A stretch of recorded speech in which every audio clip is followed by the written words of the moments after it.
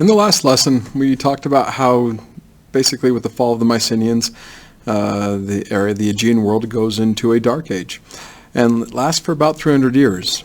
But as it says here, by about 800 BC, Greece starts to come out of its dark age. And basically it's at this point, about 800 BC, 2,800 years ago, that is where we really begin with the Greeks that we think of. When we think of ancient Greece and all the stories we have from them, like the actual historical stories, not the necessarily the mythological stuff, this is where we turn to. Like, this is the beginning of that. So we're going to be going quite in depth of just, okay, how do the Greeks come out of the Dark Age? What do they establish that has been so I just lost the term.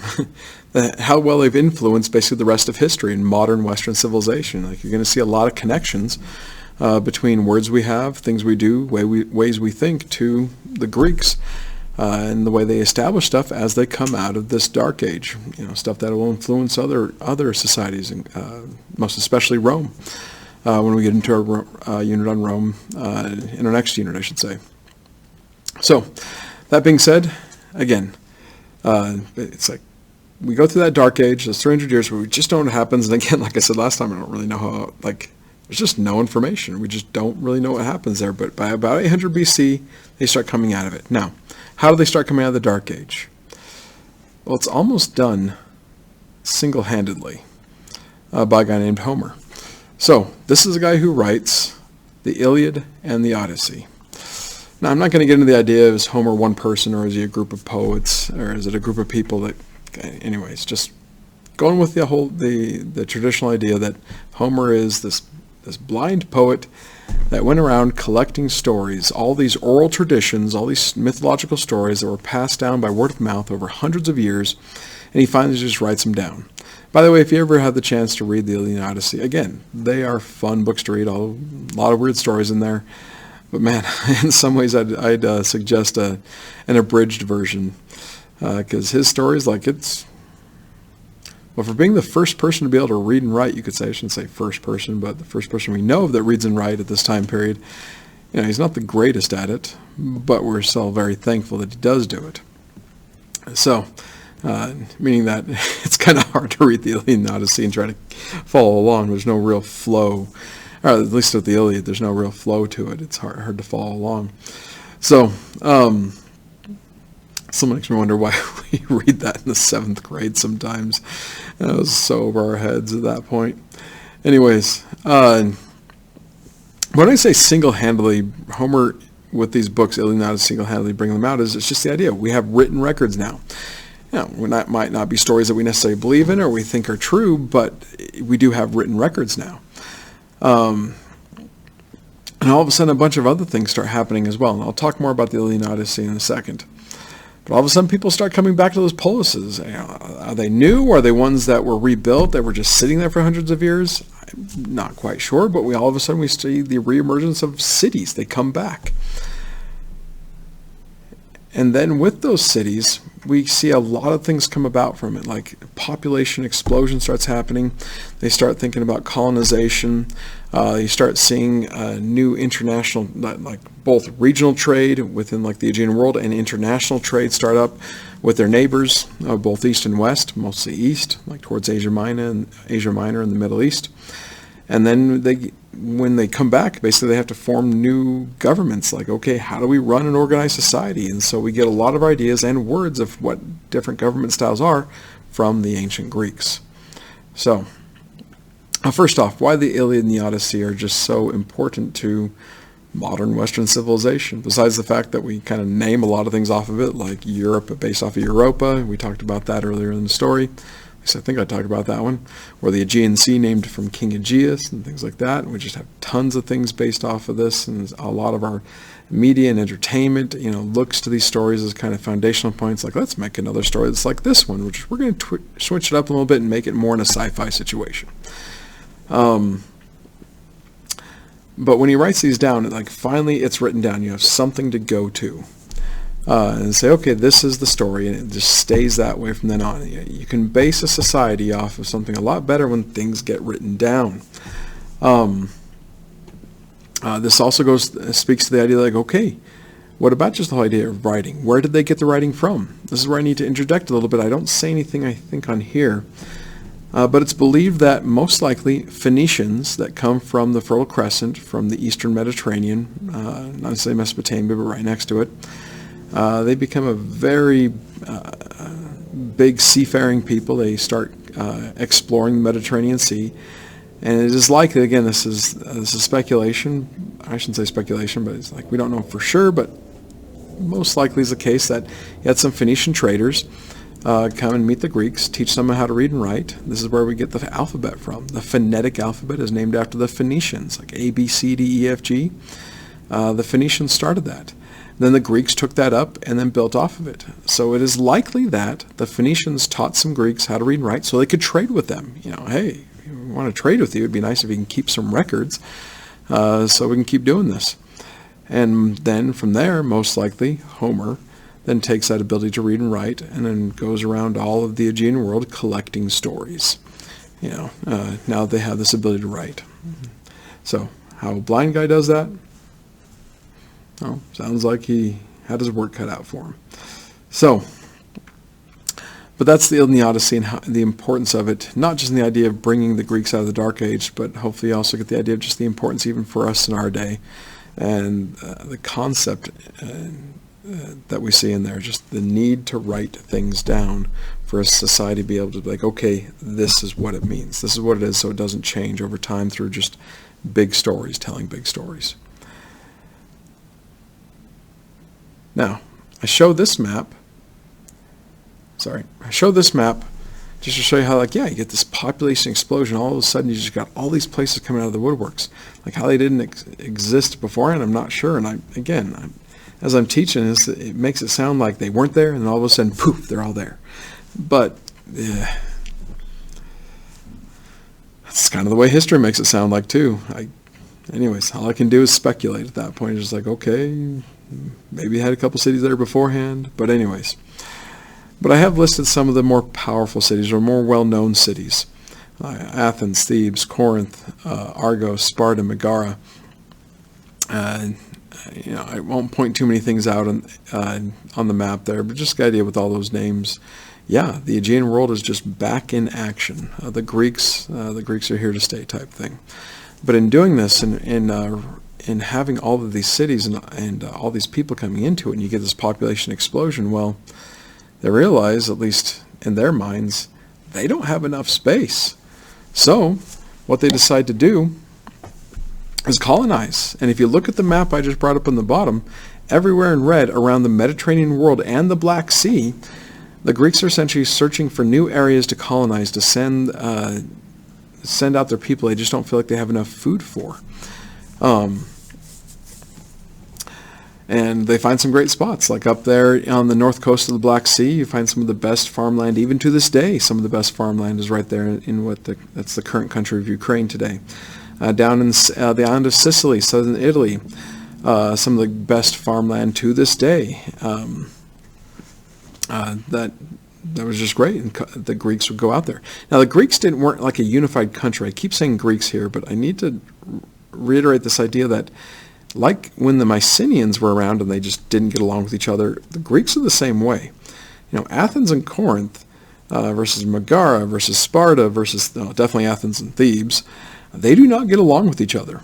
They don't get along with each other at all.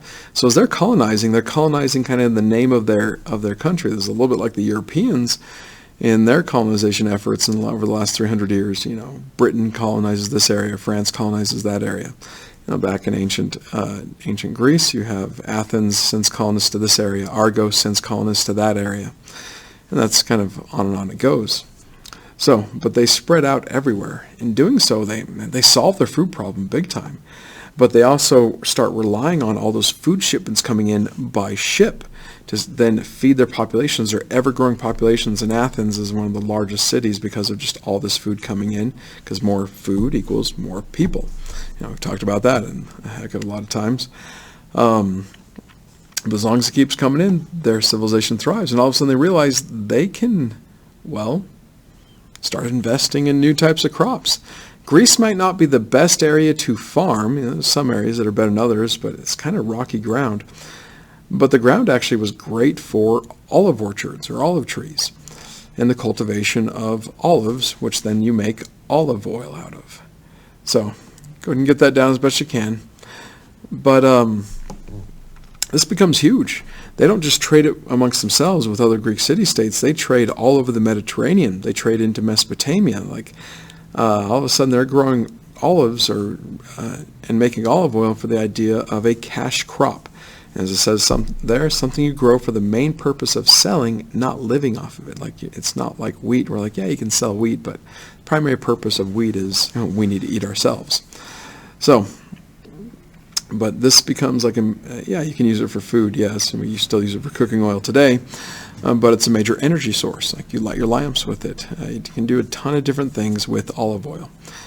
And the Greeks, not only do they experience population explosion by spreading out and then bringing a lot of food in, but they also experience a massive uplift in standard of living because all of a sudden they're getting a lot of more wealth because of this trade, both regional and international trade, you could say. Maybe interregional back then. International makes it sound like it's the whole world, but international to them, definitely. So, sorry.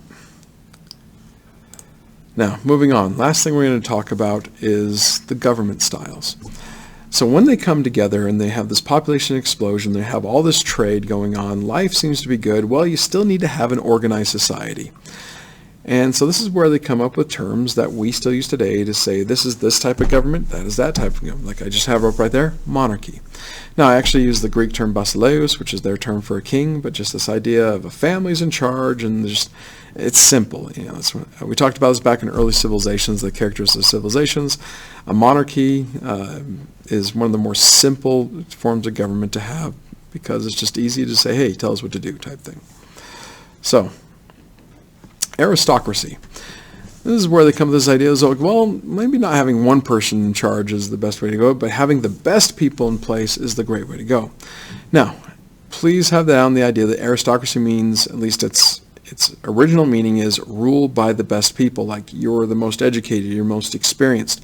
You are the best for the job. We know that giving you the power to rule, you and the others with you, giving you the power over us, and ruling the city is the best way to go because you guys seem to know what you're doing.